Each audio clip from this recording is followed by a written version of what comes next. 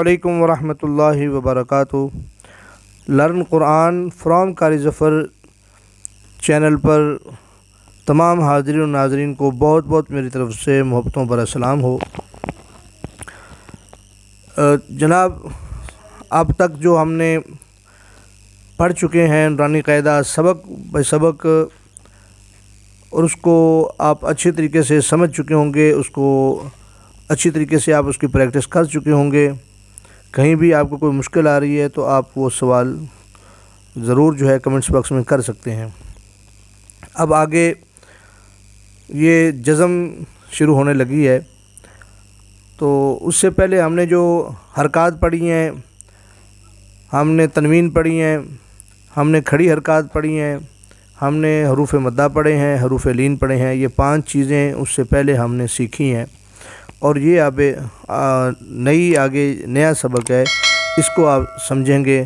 یہ ہے سکون کی تختی یعنی جزم کی تختی نمبر 10۔ اس میں بھی ہمارے کم از کم جو ہے وہ 3-4 لیکچر ہوں گے، کم از کم 3 لیکچر تو ضرور ہوں گے، اور آپ نے ہر لیکچر کو ضرور دھیان سے اس کو سننا ہے، اور اس ویڈیو کو غور سے سن کے اور اس کو کاپی پہ نوٹ کر لینا ہے ان تمام چیزوں کو۔ سب سے پہلے جزم کی شکل کو یاد کریں۔ وہ دال کی طرح مڑی ہوئی حرف کے اوپر چھوٹی سی ہوتی ہے۔ یہ جزم ہے، یہ والی، یہ دال کی طرح حرف کے اوپر چھوٹی سی ہوتی ہے، یہ ایسے مڑی ہوئی، اس کو جزم کہتے ہیں، اس کو سکون بھی کہتے ہیں۔ جس حرف پہ یہ جزم آ جائے اس کو مجزوم کہتے ہیں، اور جس حرف پہ اس کو ساکن کہتے ہیں، ساکن آ جائے، یہ لفظ یہ سکون آ جائے، اس حرف کو ساکن کہتے ہیں۔ تو یہ آپ اچھی طریقے اس کا نام یاد کر لیں، یہ جزم ہے۔ جیسے یہ یاد کیا ہم نے، یہ زبر ہے، یہ زیر ہے، یہ پیش ہے، 2 زبر 2 زیر 2 پیش، کھڑی زبر کھڑی زیر الٹا پیش کو یاد کیا، حروف مدہ کو یاد کیا، 3 ہے، الف واو یا، زبر سے پہلے زبر کے بعد الف آ جائے، پیش کے بعد واو ساکن، زیر کے بعد یا ساکن، حروف لین کو یاد کیا، 2 ہوتے ہیں، واو اور یا، واو ساکن یا ساکن، زبر کے بعد ہی واو ساکن، زبر کے بعد یا ساکن، یہ نرمی سے پڑھنے ہیں، حروف مدہ لمبے کرنے ہیں۔ ان ساری چیزوں کو ہم نے پہلے پڑھا ہے، سیکھا ہے۔ اب آپ نے یہاں آ کے جو چیز سیکھنی ہے وہ یہ ہے جزم۔ جزم جس حرف پہ آ جائے اس حرف کے ساتھ ملاتے ہیں، اس حرف کے ساتھ ملا کر پڑھتے ہیں۔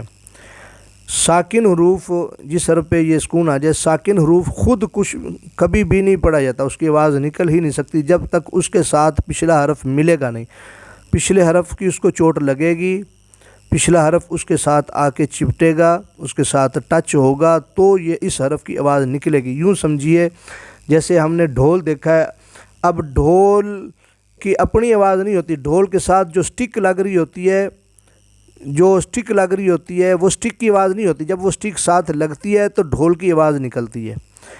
اسی طرح یہ پہلے والا جو حرف ہے، یہ متحرک حرف زبر زیر پیش والا جو بھی ہوگا، وہ جب ساکن حروف کے ساتھ ٹچ ہوگا تو ساکن حروف کی آواز بنے گی، نکلے گی۔ جو حرف ہوگا اس کی آواز، با ہوگا تو با، تا ہوگا تو تا، جیسے حمزہ زبر با اب، یہ تا ہوگا تو حمزہ زبر تا ات، ایسے جو حرف ہوگا اس کی وہ آواز نکلے گی۔ ڈھول ہو تو ڈھول کے ساتھ سٹک لگتی ہے تو اس کی آواز ڈھم ڈھم آتی ہے۔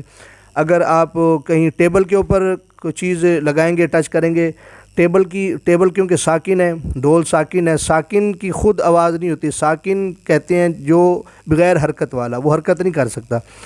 تو اب اس کی حرکت کیسے ہوگی؟ جب اس کے ساتھ کوئی متحرک چیز لگے گی۔ اسی طرح ڈھول کے ساتھ متحرک یعنی سٹک لگتی ہے تو وہ پھر اس کی آواز نکلتی ہے۔ اسی طرح میز کے اوپر، ٹیبل کے اوپر آپ کوئی چابی، کوئی پینسل ماریں گے تو اس کی آواز نکلے گی، پھر میز کی آواز آئے گی۔ ادروائز پڑا پڑا ڈھول بھی نہیں بولتا، ادروائز پڑی پڑا ٹیبل بھی نہیں بولتا، یا دروازہ ہو کسی بھی چیز کو، یا ایک ہاتھ ہو ساکن ہوتا ہے، دوسرا ہاتھ اس میں لگائیں گے، ماریں گے تو کلیپنگ ہوگی یعنی تاڑی بجے گی۔ تو اس طرح یعنی جب تک ٹچ نہیں ہوگا اس جزم والے کے ساتھ، ساکن کے ساتھ، تو ساکن کی آواز ساکن والے حرف کی نہیں نکل سکے گی۔ جیسے یہ دیکھیں، حمزہ زبر با اب یہ با کی آواز نکلی ہے، تو اگر اس کو نہ ٹچ کریں، اس کے ساتھ ملائیں نہیں، تو اس کی آواز نہیں، یہ پڑھا ہی نہیں جا سکتا۔ سب سے پہلی تو یہ تھی جو ضروری بات سمجھانی جزم کے بارے میں، جس حرف پہ بھی جزم آ جائے اس کے ساتھ ملا کر پڑھنا ہے۔ بس یہ سوال اس کا یہ ہے کہ جزم والے حرف کو کیسا پڑھنا ہے، اس کا جواب یہ ہے کہ اس کے ساتھ ملا کے پڑھنا ہے، اس کے ساتھ پہلے حرف کو ملا کے پڑھنا ہے، جزم والے حرف کے ساتھ ملا کے پڑھنا ہے۔ بس اس بات کو آپ نے ذہن میں رکھ لینا، جب بھی پوچھا جائے گا جزم والے حرف کو کیسے پڑھیں گے تو اس کو آپ بتائیں گے جزم والے حرف کو کے ساتھ ملا کے پڑھتے ہیں۔ جیسے حمزہ زبر با اب، حمزہ زیر با اب، حمزہ پیش با اب، اب اب اب، یہ بات ذہن میں رکھنی جی۔ اس کو اب جزم کے ساتھ ملا کر پڑھیں گے۔ حمزہ زبر با اب، حمزہ زیر با اب، حمزہ پیش با اب، اب اب اب، اس کو قلقلہ کر کے پڑھیں گے۔ قلقلہ کہتے ہیں آواز کو جنبش دینا، آواز کو ہلانا۔ قلقلے کے بارے میں یہ پڑھا کے پھر آگے میں پڑھاتا ہوں۔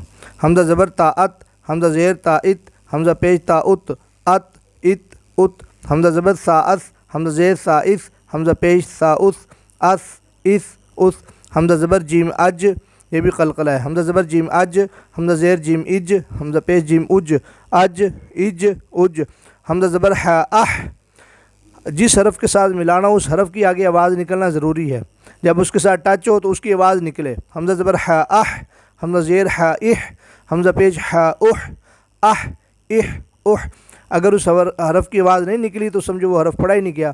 تو بہرحال حرف کو پڑھنا یہیں، حروف بھی یہیں بلکہ تلفظ سیکھا جاتا ہے، تو یہ جزم کے ساتھ ملا کر ہی سیکھا جاتا ہے، حروف صحیح نکالنے آ جاتے ہیں۔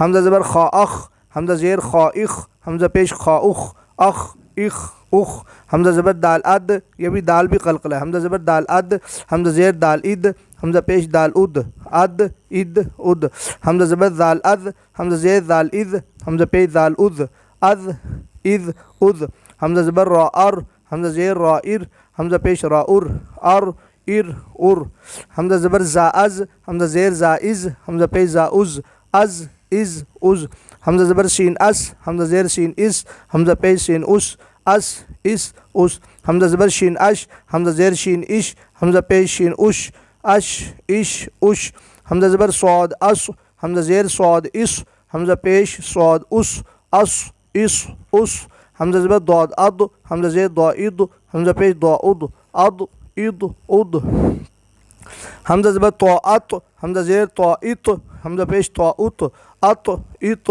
ات۔